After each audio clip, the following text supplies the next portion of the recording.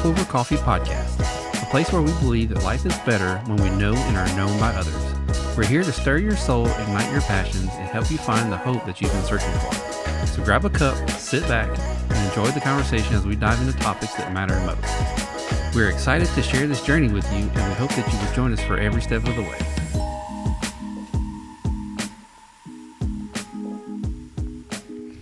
Welcome back to the Hope Over Coffee podcast. For those of you joining us for the first time, I am your host, Jared Oj. And this week, I actually have a guest that I don't know a lot of your story. So I'm going to hope you tell me quite a bit. I mean, you're probably the first one on the podcast that I don't know as much about. So this is interesting for me. This is fun for me to get to this point where actually getting people on that I don't know as well. Mm-hmm. And I don't know, I'm just looking forward to it. And if you want to share as little or as much as you want to be vulnerable with everyone, if you listen to any of the episodes, you know my goal and purpose in this is to not kill any cats. I want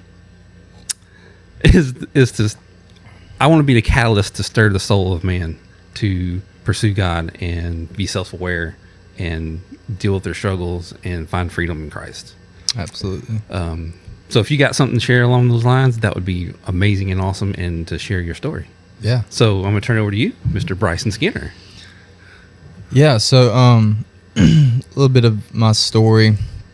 I grew up in DeQuincy, and I grew up in a family that was, we went to church and whatnot, but there wasn't ever any strong modeling of what it looks like to follow Christ. So got saved when I was 7 and got baptized. We were going to First Baptist DeQuincy. Mm-hmm. So always been involved in church, and in about middle school, I started playing bass I transitioned over to Bible Baptist and started playing bass guitar over there. I did that from, I think it was about 7th grade until my senior year. And so I did that, always involved in the church, but the whole thing is I was very lukewarm. Like I said, I didn't have anybody that was really modeling what a relationship with Christ looked like, or a fully devoted life for Christ. So, with that being said, once I graduated and I moved out to Lake Charles on my own, my whole faith walk just kind of went to nothing. And I walked on to McNeese cross country and track and field, and I ran middle distance in track season, and then cross country, we did I never actually ran in a cross country meet. I just practiced, so but that was fun. I did that for about 2 years. And I also joined a fraternity. So, and it was not a Christian fraternity. So that wasn't beneficial. Anyway, so yeah, once I started college, there's nowhere in my mind where I was thinking about Christ or my relationship with Him or being a Christian at all. Of course, I said, as many people in Southwest Louisiana claim to be Christians, or it's just part of the culture, right? Down here. Of course, I claimed it, but I was not living it. So there was no fruit of there was no Christ. Fruit. Yeah. That's what you're saying. No fruit at all. It was not evident. Like, if you were to look at my life and then hear me say I was a Christian, you would be very confused. So, I graduated in 2014, moved out, and from then until I met my wife in 2018. And so that whole span of time, I was living a very sinful, worldly life, pleasing the desires of the flesh, sexually immoral, drinking, a lot of partying, going out to bars and whatnot, probably like 3 to 4 times a week. So, and then met my wife, and, we kind of did a lot of that in the beginning. We did cohabitate for the majority of our dating relationship. And then at the top of, let's see, what year did we get married? We've been married, we just had our 2nd anniversary. So I guess that'd be the top of 2021. We started attending First Moss Bluff. And it might have been a little bit before the top of the year. Anyway, so we got plugged into the young adults ministry. And that's kind of where things started to change, but not really. So kind of evaluated our lives, and, I knew the right things to do. I knew what it looked like to pursue Christ and be a true Christian. However, it took me a while to actually kind of start doing the things that I needed to do. Right. So, again, like I said, we were cohabitating, and it kind of got to the point, and our dating relationship was not healthy at all. So, and there's a little bit of backstory as to why we're cohabitating. I guess I'll go into that. So due to my lifestyle of drinking a lot, I got a DWI whenever I was 21. This was about 4 months before I met her. I got a DWI. And so my license was taken, but I didn't know it because I thought I had some sort of grace period. So I was driving for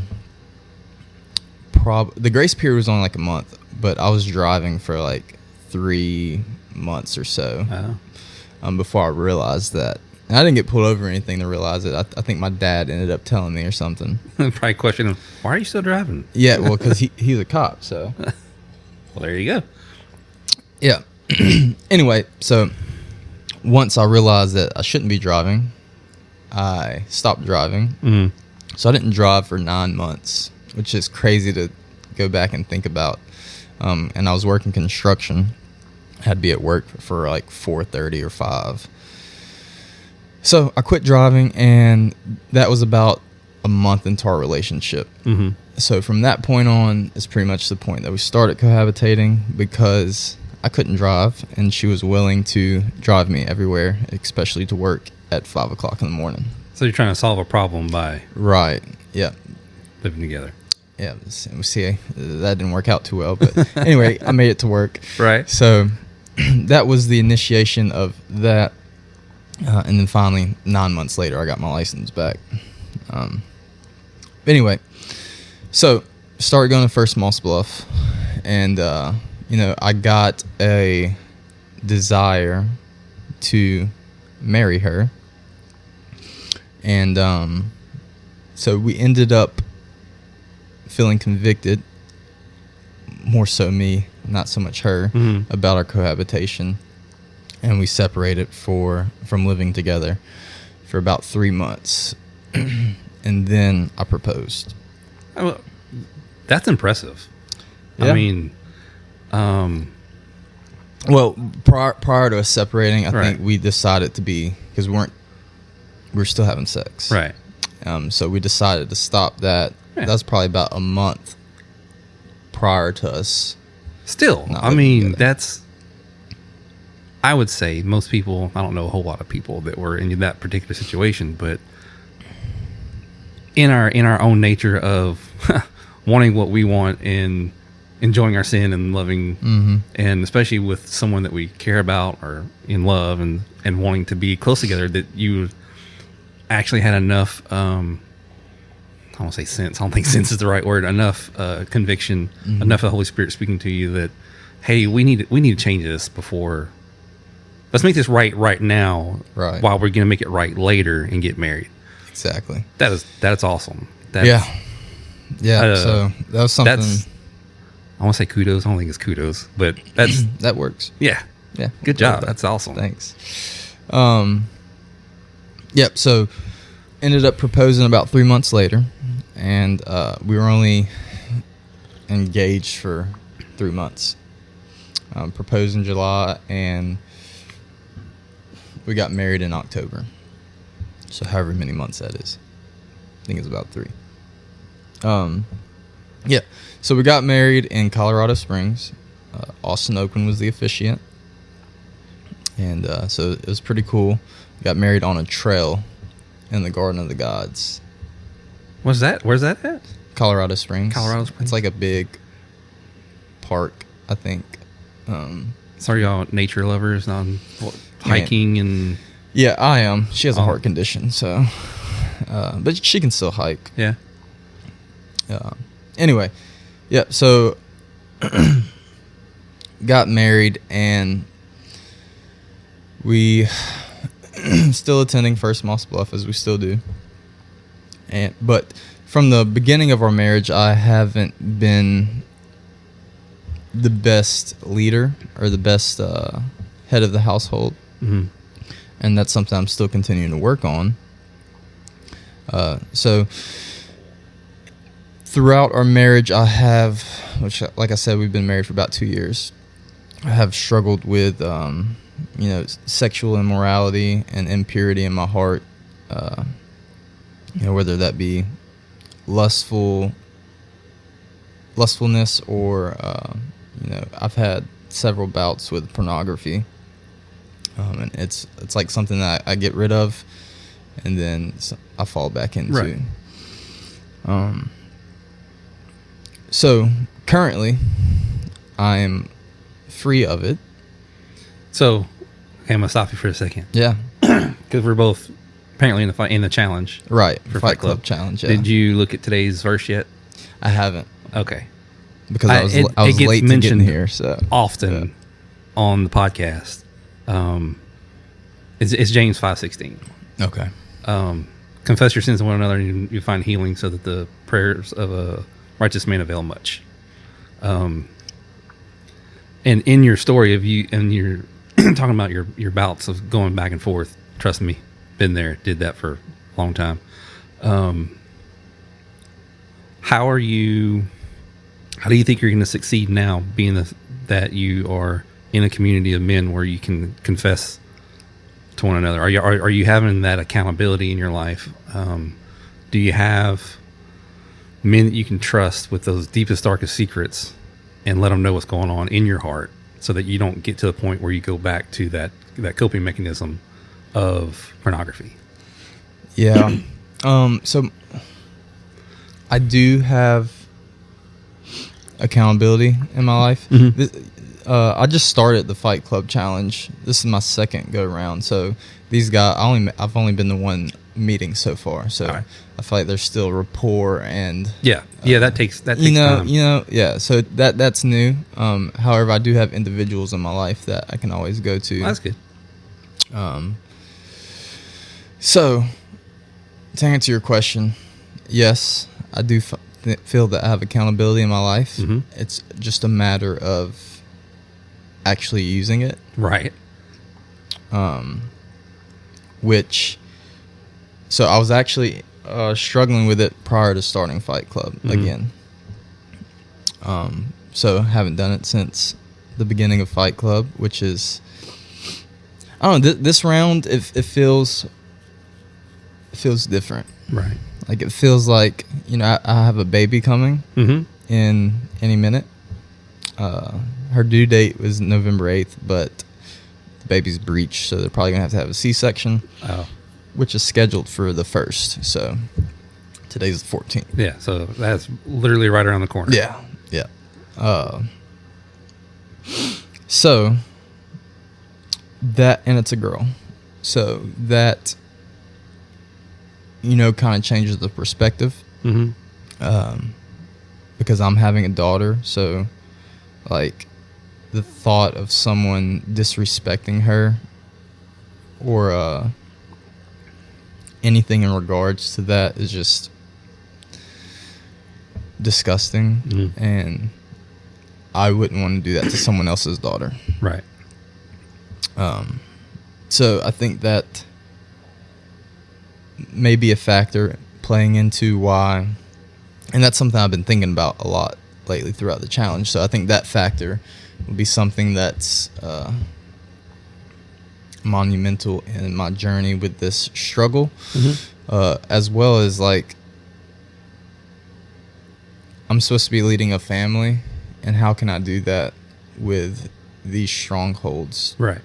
So I feel like it's just one of the things that you have to give up to the Lord and seek His strength to be able to overcome that and ask for insight. Like I believe that everything that's happening to me in my life is designed by the Lord in order to help me progress as He sees fit. Yeah. Yeah. Trials, challenges. Yeah. Help us grow. Absolutely. Not that He always causes the things to happen in our life, but we live in a broken world. Right. That He can take any situation, any bad thing, and turn it into something beautiful. I mean, look at this podcast is because of me getting through my struggles of pornography and all that stuff, and finding the freedom in Christ to get over those. But taking that and wanting to stir the soul of another man to that point, and getting guys like you on here that to let everybody know they're not alone. I think one of the biggest problems is we have a ton of men around us, even in our own community, probably in our own church, that like they know other guys probably deal with it, but not to the point that they think they do, kind of thing. They're just assuming that it's just common. That's the culture. That's what it is. But deep down, there's probably a ton of men that won't get past it because they won't come to that point of James 5 and talk to another guy. Right. They don't want to seem weak. They don't want to. They don't want to be something less. So they keep it hidden and buried and don't talk about it. So getting guys like you on here to talk about it and let them know is something that's beautiful out of me dealing with my own struggles. Absolutely. So cool. And so like the good thing about it is I know when what am I trying to say? Whenever I'm out the word and I'm not being consistent in the word, is whenever I begin to struggle. Yeah. Absolutely. So that's like, I know that, so that should be register in my mind, not being the sole reason why I'm in the word. It's just not to watch porn, but because I'm cultivating that relationship with Christ. Yeah, because sobriety is not the end goal. Sobriety is just part of the process of not turning into it. It's the goal is that relationship with Christ and getting in deeper with Him. And the only way we do that is studying and spending time in the Word. So, yep, the goal is the action. Yeah, we're we're already saved by grace, so we're going to heaven already. So now our goal needs to be the action. Right. And I say that often on here, working out our salvation. We're doing the things because we want to, not because we have to. Absolutely. Being in that freedom and grace. And I want to live a life that's free of porn. I want to live a life where I'm leading my family in spiritual things and of that nature. So yeah, totally. Yep. So also, throughout my marriage, I've gone back and forth with alcohol. Kind of, I guess, one of those denial things where it's like, sure, alcohol's a gift, right? So, but just like sex has parameters. Right. And we got to have boundaries. If you can't stay within those parameters, then I think that's probably something you should abstain from. So, with that being said, I've always gone back and forth with like, oh yeah, I can do it. I can do it responsibly and stay within these parameters. However, that's not the case each and every time. I figure that out. So, yeah, I've been about 3 months sober from that. Nice. And I don't have any, I think I'm out of the denial. I think I've realized. So now you have a boundary of no alcohol at all? Yes. Nice. Yep. And like you said, I know there are people out there that can handle maybe one or two. I'm not saying drinking's bad. It's between you and God what you can handle, what you can deal with. But in relation to, if I can turn that in toward me just for a second, like pornography, man, we live in a world where sex sells everything. You can't turn on a commercial anymore without it some type of image in it that's relating to something sexual. Yeah. So I have boundaries in my life that I can't go to certain movies, can't watch certain things on TV. So totally get that. And like, again, man, that's awesome. I'm like, I'm excited for you. This is making me excited for the things that you're doing. Like, taking these steps, self-awareness, and coming through. Yep. Yeah, I think, again, with where we live, the alcohol thing is like... Oh, yeah, that's just our culture, man. Yeah. I mean, if you look back at the College World Series, did you see any of that? I didn't see it. So College World Series, LSU in the College World Series. And there's this famous bar or whatever, and they were tracking how much alcohol was purchased by each school. Dude, LSU was like 10 times above the amount, and if you can imagine how much was being sold, they were like, yeah, that sounds accurate, 50,000 or something above what everybody else is doing. So that's just, man, that's what we're known for, right? The alcohol around here. Yeah. And so like there were, I would say 90% of the times that I would drink were fine within the parameters, but there would always be that 1 out of 10, right? And I don't think that my actions in that 1 out of 10 were worth the other 9. Right. Yeah. So, yeah, just had to give it up. And it's crazy. I mean, once we get to that point of understanding our limitations and what our boundaries should be, the crazy things we will do. What seemed crazy to the culture and to the world of what we'll do to stay out of that. I'm not doing it now. Back during COVID, when I was actually losing more weight, I lost it, gained it, trying to lose it again. But sitting in group, I realized I had a eating problem. It was another coping mechanism. I didn't have porn and alcohol. I had porn and food. Yeah. Hadn't eaten a candy bar, hidden in my car because I was ashamed, I guess. Like, no one really would care. I would eat it before I keep it in the house, kind of thing. But the point being, when I was doing good during COVID, if we went to go eat, I would take a bite of food and put my fork down because I had this habit. If the food's there, dude, I shovel it as fast as I can. Which I need to get back to that. I haven't done that in a while. Like I said, I got way off the rails of eating well. I lost I went from 299 to 270 something in like a year. Dang. Yeah. Because I was eating good, salads, not eating carbs, and I've slowly just kind of started. Oh, that's not that big a deal. I'll eat a cookie. Oh, that's not that big a deal. I'll eat a donut. Well, I mean, you got to track them macros. Yeah, same thing. Like you eat the one, and it's like, okay, well, next time I eat, I'll eat 2. But I need to put those boundaries back in my life of keeping those things out, and knowing the consequence is if I don't, man, I'm gonna go back up to 299, easy. Hence, I started going to the gym right before the challenge, so probably 2-3 weeks before the challenge. What gym are you going to? Planet Fitness. Okay. I'm trying to go twice a week. If I don't, I'll at least try to make it at least once a week. Been about an hour in there. What are you doing? Just like cardio or? Mostly cardio. I'll get warmed up on a treadmill. I just started doing the rowing machine. Yeah, that's like good cardio. 7-8 minutes, and you're like, I'm done. Yeah, it's rough. And then I kind of started doing some chest press, and then elliptical. I got bad knees.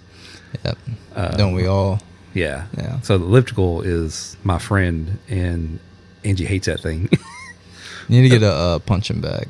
A punching bag, Dude. Yeah, that's some intense cardio right Is there. it? Oh yeah. Back during COVID when I was losing all the weight, I was running up down our road.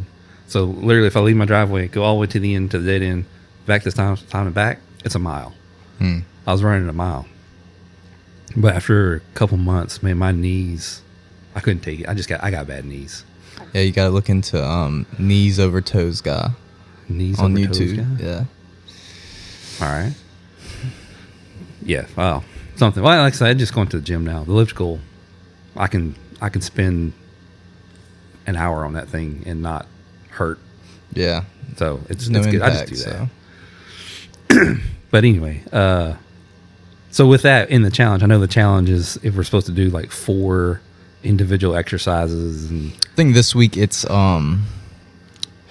there's 4 days that you have to work out. You have to choose 2. I believe it's 30 push-ups, squats, lunges, and a 15-minute walk or run. So you have to pick 2 of those. if my gym going doesn't count, then I'm gonna get a strike.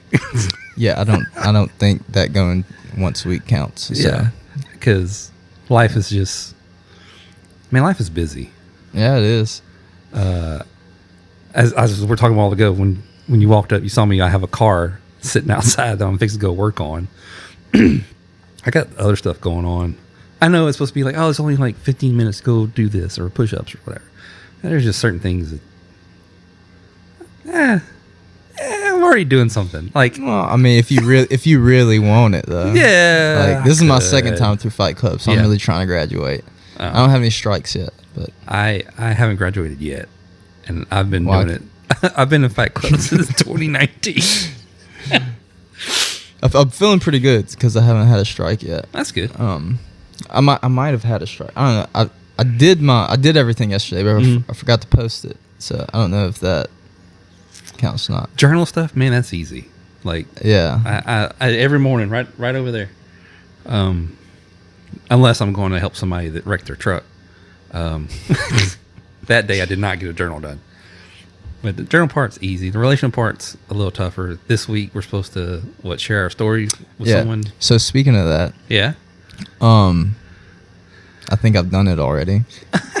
But Oh, is this gonna be your counting for your sharing your story? Well, you're literally going worldwide with this. that was my intention for this to count. However, last night I was just so my living situation right now, we're at my in-laws. Okay. I'm sorry. I feel like I've just diverted you off No, your you're story good. You're completely. Good. I mean, we've touched on everything. It's just kind of day-to-day life now. Of course, we can go deeper. I'll save that for the follow-up podcast. On your return visit. Yeah, we'll get into the nitty-gritty then. This is just the introduction.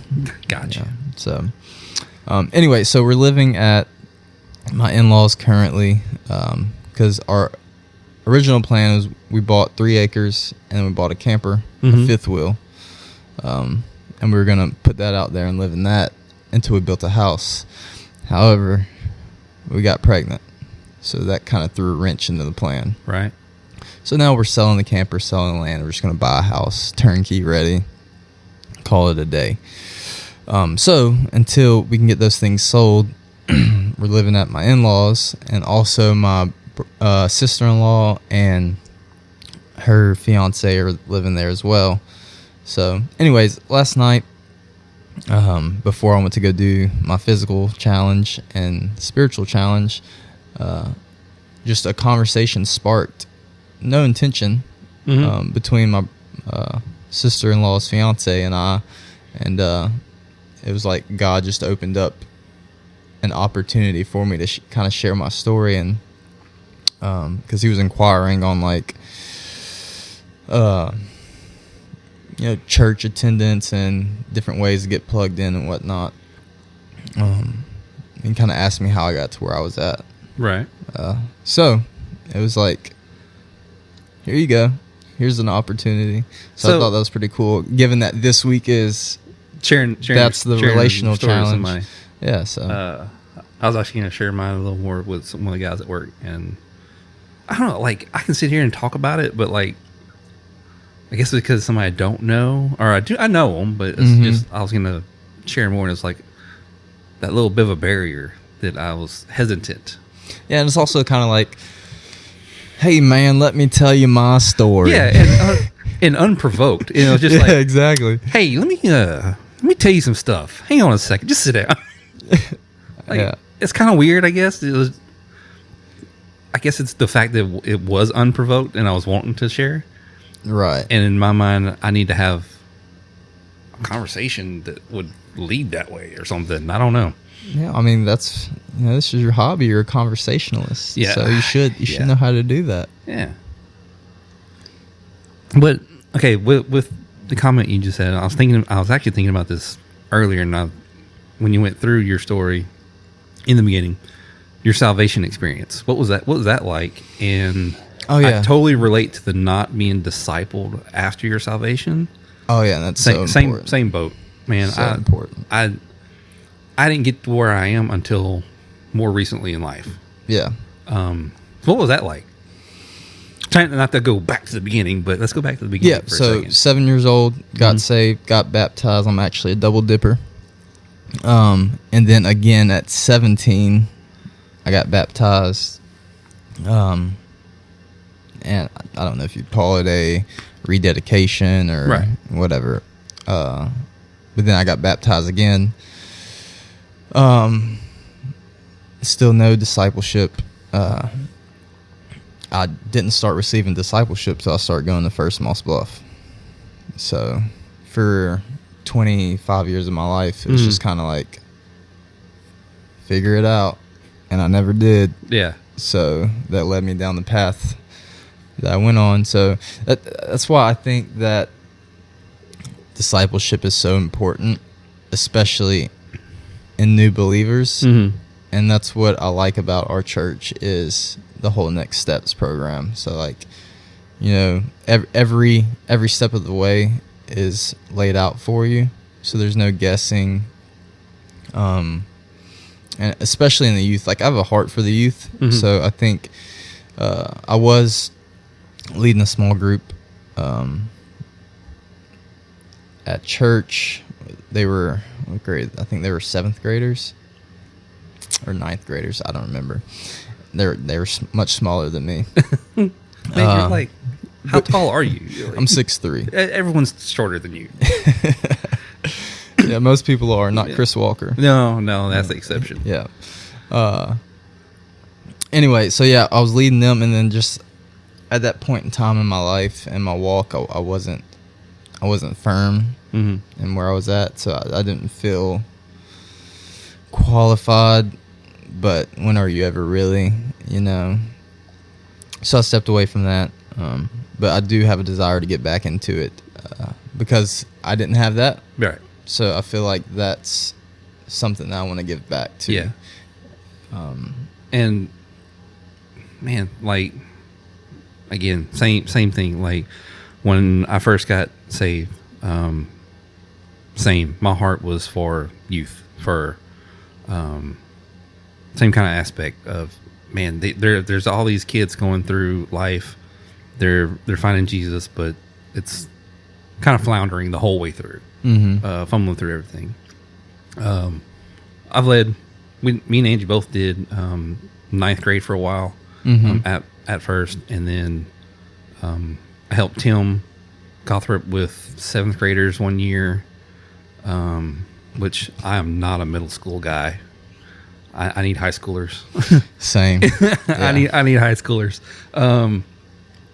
But with all that, with Fight Club, with knowing the culture we live in, I wish I could figure out a way to, and this might be it. If kids would watch this, I don't know if they'd want to. If teenagers would watch this, to know that there's more life than being stuck in pornography. Yeah. because I think the average now is of a kid finding it is like 10 years old and being stuck in pornography until they're 18, till they can do something about it.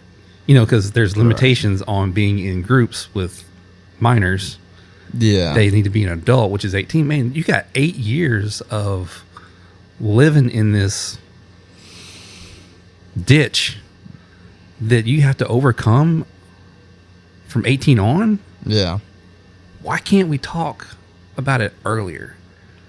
And I think my point, or what needs to happen, is people like you that want to go be with those guys at a younger age, to be a light, an example of, hey, I came out of this. More than likely, you're dealing with it, and you're just not talking about it. Yeah. So, like, I have two little brothers. They're 15 and 11 or 12. I just forgot. Drew a blank. Anyway, and especially the 15-year-old, I haven't had the conversation with them. And I've been thinking about it, but I don't know. What do you say? Hey, man, are you watching porn? Like, I mean, what else do you do? I don't know. Well, I have. So you see those bow ties on the wall right there in that necklace? So that's a representation for me just to pray for each one of my kids and their future spouses, right? In that, I have come to a point, any one of the guys that wants to marry one of stepdaughter, bonus kid, like, there's a conversation that's going to be had of, hey, what are you struggling with this? Because you don't need to bring this into your marriage. Yeah, and I wish I would have never done that. So. Yeah. So I get it. I know, and those are weird, tough conversations to have with people. That but they need to be had. Like, they really do. We got to get this. So yeah, maybe I might do that soon with them. Yeah, out in the open. And did you say brother? Brother, yeah. He's 15. You have a very large gap between siblings. So my dad is 65, and the youngest is 11. Yeah, he's 11. And the oldest, so I have 3 older sisters. Dang. Yeah, and 2 of them are twins, and they are 44, I think, which is 9 months younger than my mom. Okay. So from his first marriage, he has 2 twins that are 9 months younger than my mom. And then I have another sister, I believe she's 35, 36, and then me, and then my 2 little brothers. So my dad has kids from 11 to 44. Yeah. So you're kind of like us. You need charts and graphs to explain your family. Yeah, probably that'd be good. Yeah, because I mean, us too. I mean, we're blended family, and explaining all the kids to everybody and all the stuff. It just gets, I mean, most people don't know that I have sisters. So, and we're also living in a culture where that is the norm. Yeah, to have blended. I think it's more normalized now than ever before. Unfortunately, blended and divorced and all that type of family. But we're living it. Yeah, I get it. I know it. Yeah, man. So, how can I ask? What was the spark, the bad spark, not a good spark, that drove you into pornography? Was there a particular thing? So my first recollection of my relationship with pornography is good way to put it. I think I might have been. I don't even remember how old I was. Maybe like 10, 11. See, you're right there. Yeah. You fit the statistic. Maybe 12. Definitely somewhere in that range. Right. And we had dial-up back in the day. Yeah. So I was getting on the on Google, and I think I was just using Google Images, and I forgot to clear the history. so I got found out. Right. And I don't remember exactly how I was confronted about it, but I do remember this specifically, that my dad embarrassed the crap out of me in front of my sisters. Oh, We were well, visiting. That didn't help. Yeah, no, because they live in Houston, Yeah. and we were visiting them, and like he just brought it up and started talking about it in front of everybody, and like I just remember laying on the couch face down crying. Yeah. So that's like my earliest recollection of it, and then I know whenever I got a phone, like I had the very first iPhone, like OG. Yeah. I don't even think you couldn't send videos. You couldn't take videos. It was only SMS. So you were like right after the iPod. Yeah, this was 6th grade, so I had an iPhone in 6th grade, which I guess that's normal now. How old are you again? I'm 27. 27. Yeah. All right. I don't even remember what year that was. That was probably like 06, 07. Yeah, because I'm sitting here thinking about. I had actually had a Galaxy S2, and that was around the same time because I had to go to. I got it. I didn't get insurance on it. I stepped on it and broke it. Yeah, I'm so disappointed that you have an Android. I am an Android guy. But you also seem like an Android guy. Yeah. So in my industry, technology, I'm a technology. Yeah. I have come to notice that all of your technical people that deal with the actual back end of technology are Android people. Yep. All the ones that deal with the front end, the application, the helping the other people, like they're iPhone people. Yeah, that's like the pretty side of things. Yeah. Yeah. Not that matters about anything, but it's just anyway. So yeah, it was about the same time. I had a S2, which was around. I think the iPhone 4 was coming out not long after that. So yeah, that's been a while. It's weird because it was like iPhone, which was 2G. Yeah, and they had the iPhone.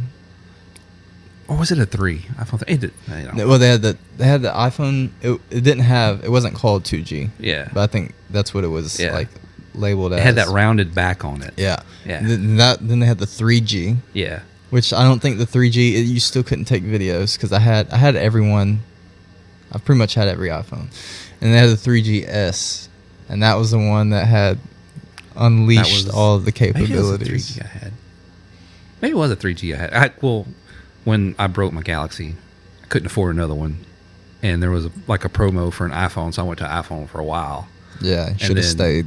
Well, yeah, I didn't. Because so the other day, I think it was Thursday night or Wednesday night. I don't know. I went to text you just to confirm. I didn't have my phone. I was on my MacBook, and I brought up our chat. and I typed it out and I sent it, and it didn't send. I was like, oh, yeah, Android. I'm a greenie. So then I forgot to go get my phone and text you. And then last night you texted me? Yeah. Or the day before yesterday? I texted you yesterday morning. Whenever you texted me, I had responded. I don't know if I think I typed it out, but I forgot to hit send. Oh. So it's all good. Anyway, you should have an iPhone. I'm a greenie. If I'm in conversations with people like you, Ren's the iPhone guy. I had greenies. Had to recreate a whole new group just because of one guy that has an Android. But anyway. But yeah, so yeah, once I got a smartphone. So in the computer aspect, did you just go looking, or was there something that sparked your interest? I don't remember. Don't remember? I'm sure it was something sparked my interest. I heard about it. Probably went down the rabbit hole of... Yeah. Okay. And then, so then you transitioned into phones, which literally has put pornography in our pockets. Yeah. Yep. So from that point on, it was just pretty much... It was there. Yeah. And I mean, like I said, in high school, I was very lukewarm, so I knew I wasn't supposed to do it. Right. But then again, I wasn't being led by the Spirit. I didn't have any motivation other than church on Wednesdays whenever they were talking about don't look at porn.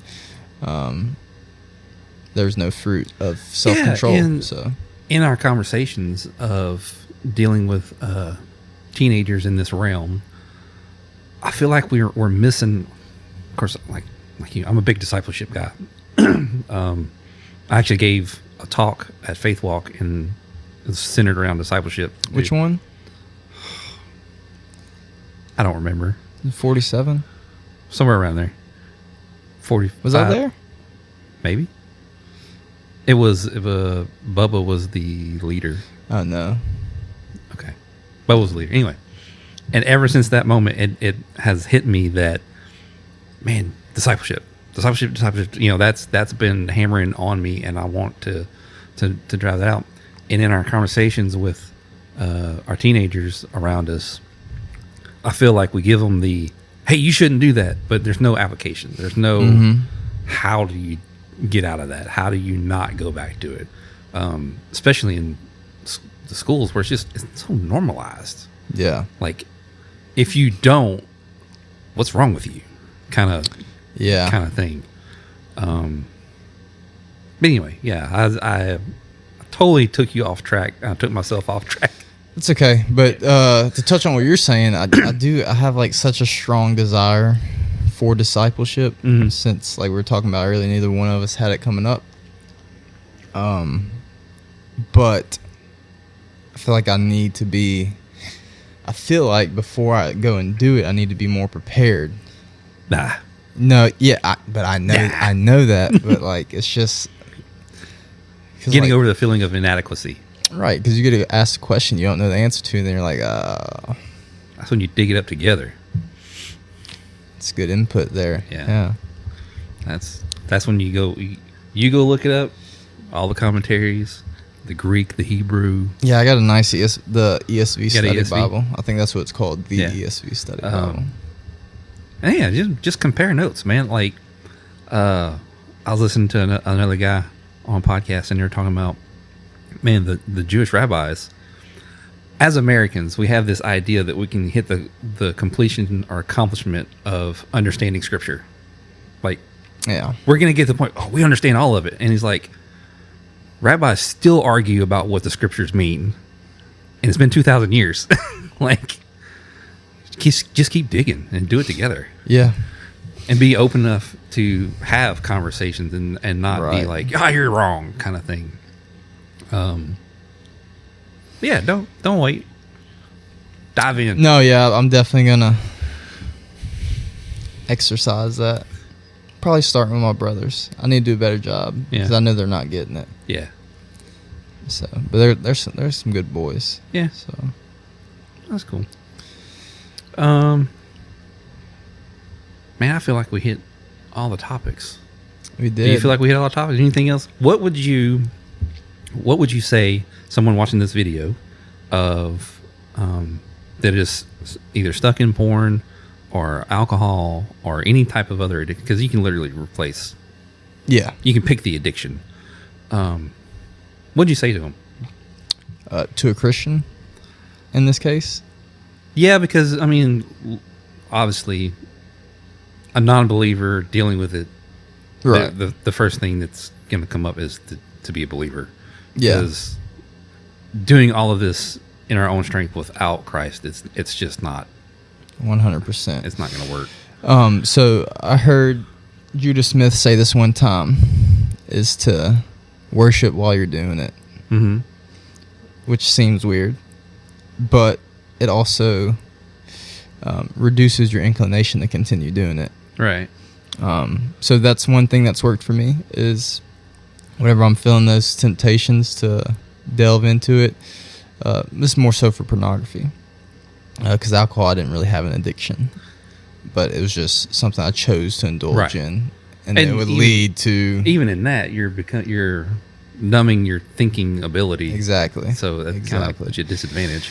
Yep. So, like I said, worship while you're doing it, and then that will probably help you to stop in that moment. Right.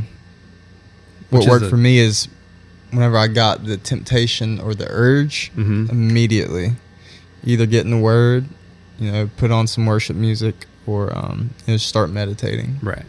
So, taking the thoughts captive in a way that, well, and I don't want to coin worship strictly as music. Worship is our devotion to Christ, running toward Him.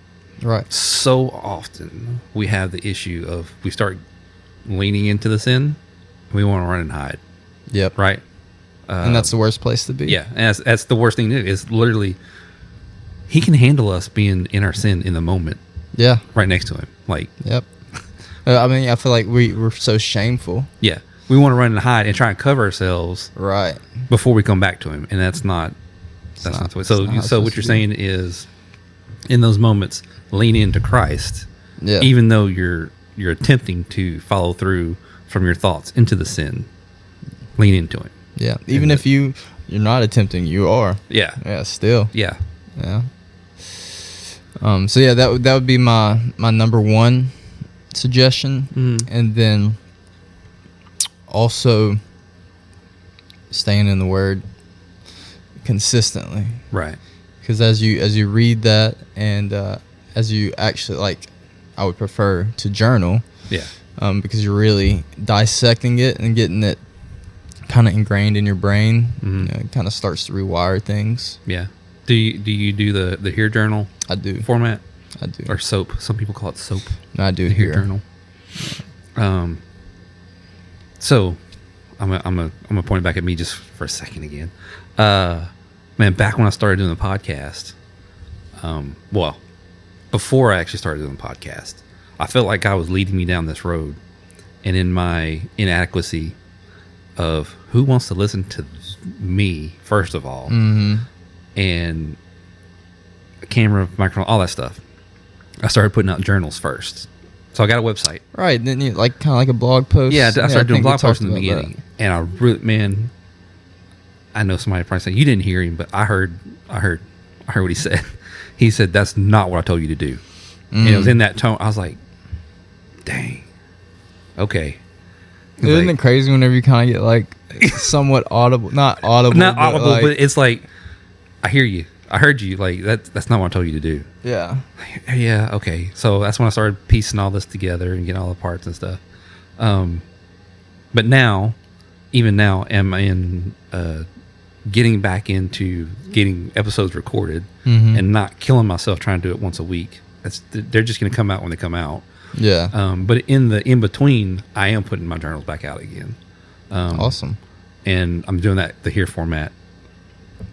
It's not written out here, but I mean, it's that format. Yeah.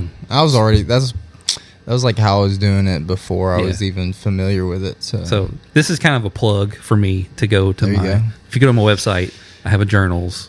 What's the website so we all know? It's hopeovercoffee.com. And if you go strictly to the journals, it's blog.hopovercoffee.com. Okay. But you can get there. There's links back and forth. I have the episodes there if you want to go look through them. You got to make sure you get the whole plug in. Yeah, whole plug. And then, of course, get on YouTube. And now that Spotify does video, I actually upload the videos to Spotify. Oh, nice. Yeah. So I don't know if I want to go back and watch this. I think I might. Yeah, man, that is another aspect of all this, of the inadequacy. Yeah. Of just my personality. Man, I gotta be on camera. People have to see me. Who wants to see me? Nobody wants to see me. But I'm putting it out there. I'm putting it on YouTube. Actually, I'm waiting to get canceled from YouTube because we're talking about religious things. Yeah, I think you'll be okay. But in that, I think if we just stay curious in our conversations, I mean, we're not saying in our conversation, we're not saying you gotta do this to get out pornography. You gotta do good. You have to follow. Should you? Yeah, I mean that's what I want for everyone. And God wants everyone to be saved. Obviously, or He wouldn't send His Son to die for everyone. But it's more of a, hey, this is what I'm doing. This is what the Bible says. This is me being curious about your story enough to say, well, that's how he got through it. Like, so I think if I stay in that realm, it'll be fine. Yeah, absolutely. But anyway, so yeah, that's my plug for the website. If people feel like reading things, I've been told they're really good. Somebody's inflating that ego. Huh? I mean, that inner desire of wanting to be told they're good. Right. And that inner desire of, I want people to read them. I'm sure they are good. I haven't read them, but after this, I will. And I'm not, again, this is that, I don't want to give a false humility. I don't want to be like, they're great. Or, man, they're not that good and they really are good. I want to be in that levelness of, man, I'm pursuing Christ and here are my thoughts on it. Right. Whether it's good or it's good or not. It's put out there for the world to see. Yeah, for the world to see. Yeah. And again, just trying to stir the soul of someone else, be a catalyst. As literally says it in my journal today, for James 5:16, being a catalyst for them to be curious and want the Holy Spirit to come do something in them. Yeah. But anyway, yeah, I think we're at the end for today. Cool. Well, I definitely will. We need to revisit and get into the nitty gritties next time. Yeah, I mean, I haven't had a revisit yet. I actually want to get. Oh, I'm not worthy enough for the first revisit. So I actually want to get Gilbert back on here because the first time I had Gilbert on here, Blake, it was sound only. We didn't have any video, and it was near the beginning. He was like one of the first ones. I'd like to revisit that. Yeah, you need to get like some duos, some pairs. Yeah. Which I've done with the kids. We had some Julia and Kristen I've had on here at the same time. I had conversations with them.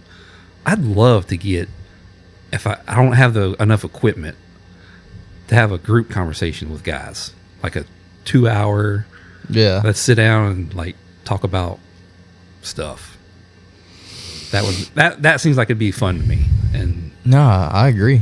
It'd be like small group, but recorded. Yeah. Basically a recorded small group. Yeah. But anyway, well, Bryson, thanks again for being on. I hope that your story inspires someone. Hope someone finds something in it that sparks something in them to want to get out of something that they're dealing with, to find freedom. And yeah, just thanks everybody for watching again. I feel like I've been talking with my hand a lot, which is, I don't know if that's normal for me. It's okay. It's been weird. Anyway, thanks guys for watching, and see y'all next time. Thanks. Thanks for listening to the Hope Over Coffee podcast. Be sure to subscribe and follow us on your favorite podcast app. This includes Spotify, Apple Podcasts, and Google Podcasts. You can also find us on YouTube for the video version of this episode. Don't forget to connect with us on social media where we share inspirational content and updates for the upcoming episodes. Follow us on Facebook and Instagram at Hope Over Coffee. Thanks again for joining us on this journey, and we'll see you next time over a cup of coffee.